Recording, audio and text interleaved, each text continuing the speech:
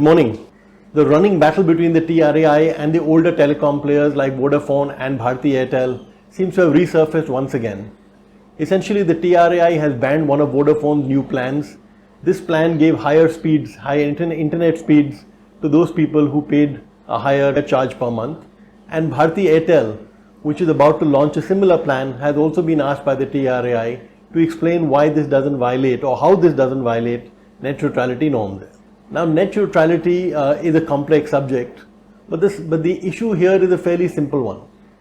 If the speeds that Vodafone and Airtel are offering on their new plans, if they don't result in a lowered speed for the general plans, then it's difficult to figure out how anybody is really getting hurt and how to that extent net neutrality is getting affected.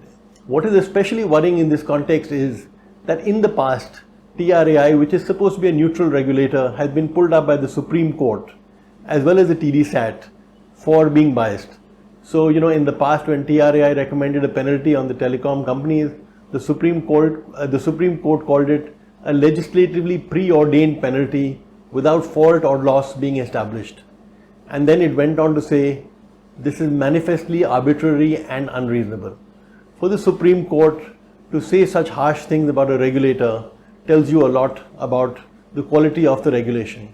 In another case, the tribunal where you challenge TRAI rulings, which is the TDSAT, in another case about what is called significant market power, the TDSAT said that the TRAI's definition of significant market power showed a degree of predetermination to dilute the entire concept of SMP. So apart from poor government policy over several decades, even the regulatory neutrality seems to be an issue as far as the older telecom players are concerned, in which case, what hope do they really have?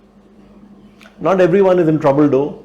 As we've just seen, Reliance got its 13th investor in the form of Qualcomm, and that takes its fundraising over the last few months to 1.2 lakh crores. While the news on the spread of the coronavirus continues to be running, India will hit around 9 lakh cases sometime tomorrow or perhaps the early day after. So while the news on corona continues to be worrying, the head of the All India Institute of Medical Sciences, Randeep Guleria, has some fairly grim news on the long-lasting impact of the virus. So while politicians such as Arvind Kejriwal, Delhi's Chief Minister, basically are talking about the high levels of recovery and they're saying that this shows you that it shows that the problem is under control. Essentially what Dr. Randeep Guleria seems to be saying is that even after people are recovering, you're finding that several months after they've gone home, some of them require oxygen support. So there are problems as far as the brain is concerned, as far as the kidneys are concerned. And more than anything else, what this tells you is that even so many months, 6 to 7 months after the virus first hit the world, even 6 to 7 months after that, doctors are still not certain as to how the virus is impacting our body and what is the long-term impact it has on us.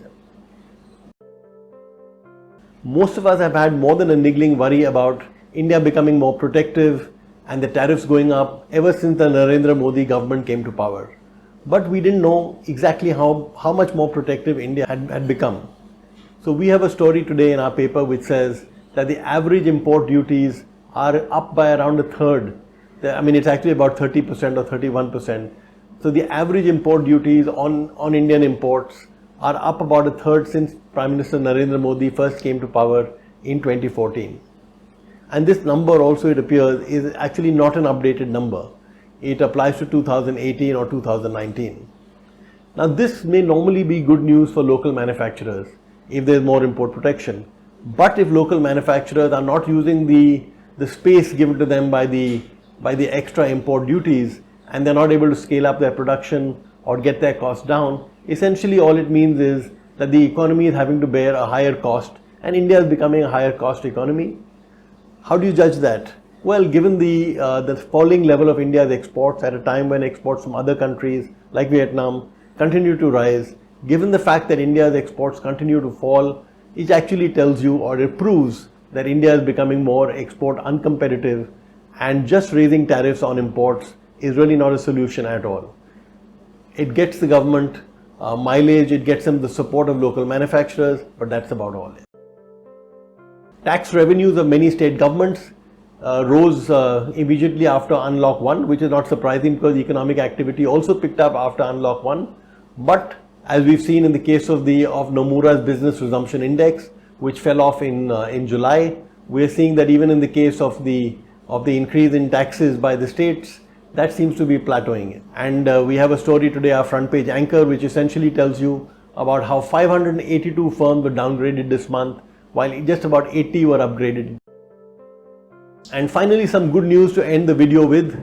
The centerpiece of Finance Minister Nirmala Sitharaman and Prime Minister Narendra Modi's revival plan for the economy was a 3 lakh crore collateral-free guaranteed loan for the MSMEs. Now the good news here is that in the last few weeks, 1.2 lakh crore of this has already been sanctioned by the banks, and as the Finance Minister has said, 60,000 crore rupees has already been disbursed. Now that's very good news.